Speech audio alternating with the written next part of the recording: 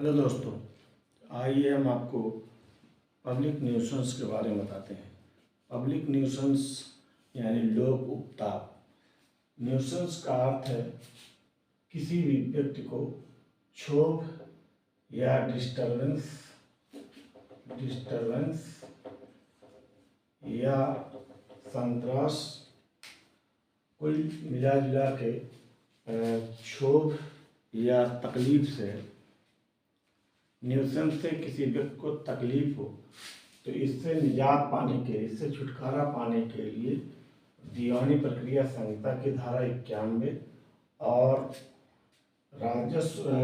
दंड प्रक्रिया संहिता की अध्याय 10 में उपबंध दिए गए हैं। दीवानी प्रक्रिया संहिता में जो धारा 91 में उपबंध है, पब्लिक न्यूसेंस के लिए कोई भी आदेश या इंजंक्शन पाने के लिए,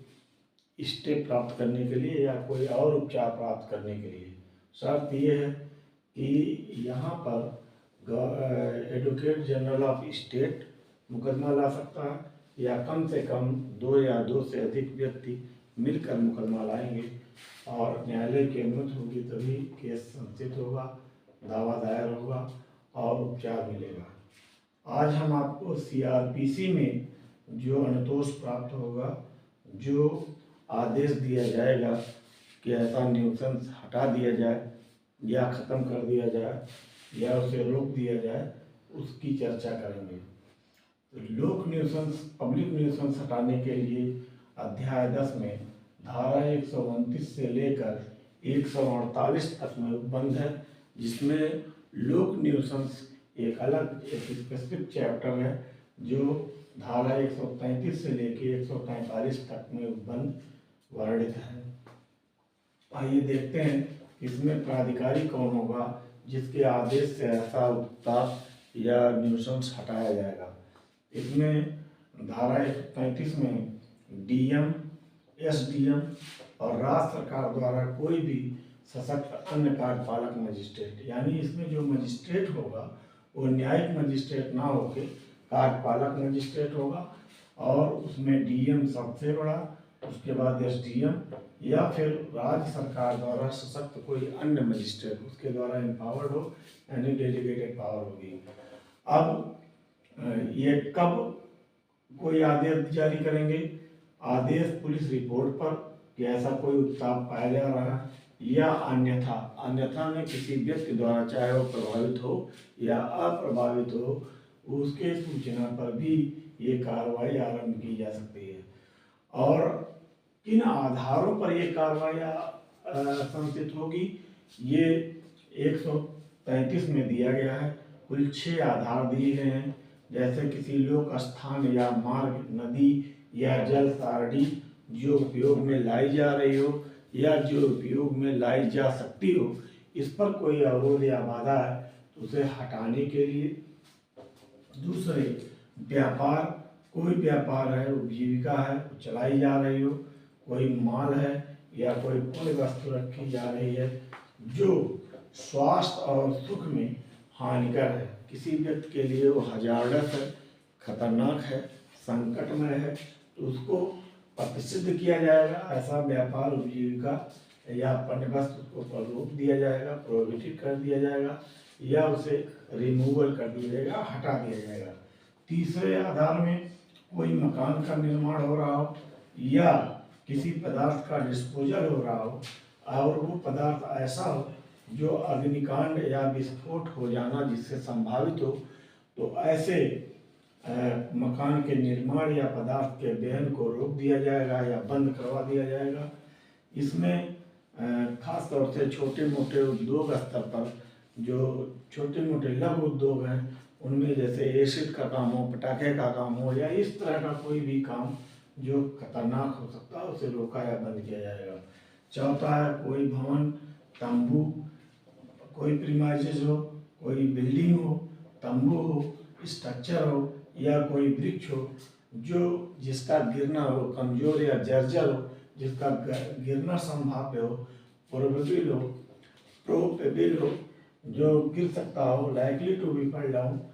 वो गिरने के बाद जो उसके अगल बगल रहने वाले हैं या गुजरने वाले हैं, आने जाने वाले हैं, खतरा कर सकता हो, उनके लिए हानिकर हो, उसे हटा दिया जाएगा या उसमें सहारा लगाया जाएगा, पिलर लगाए जाएंगे, कोई सपोर्ट लगाया जाएगा या फिर उसकी मरम्मत कर दी जाएगी। ऐसा आदेश किया जाएगा कि उसे या तो हटा ले या तो उसमें सहारा लगाए, पिलर लगाए या फिर उसे मरम्मत करा दे।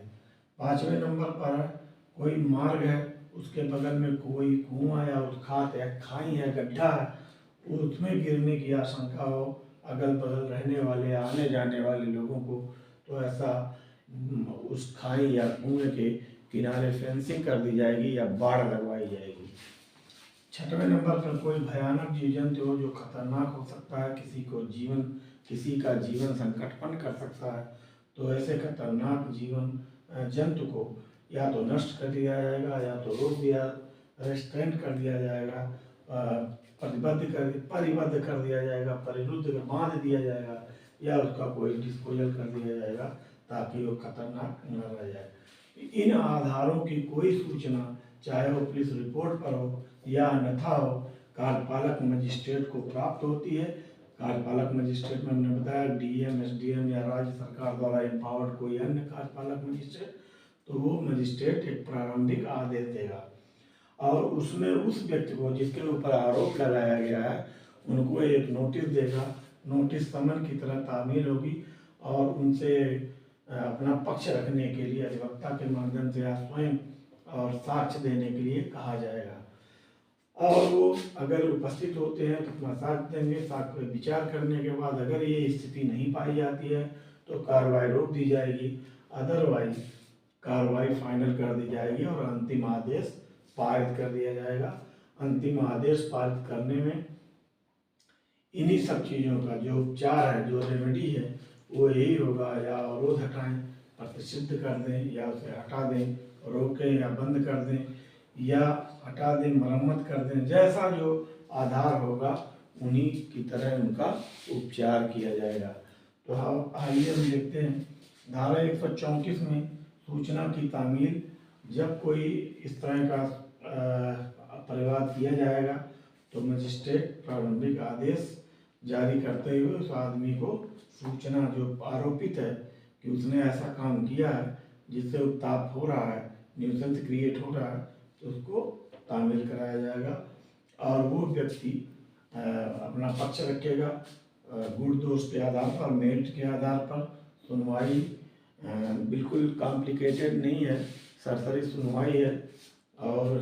सुनवाई के बाद अगर वो दोषी पाया जाता है तो उसका आदेश अंतिम कर दिया जाएगा और आदेश के अनुसार जैसा जो आधार है उसी के हिसाब से अनुतोष दिया जाएगा।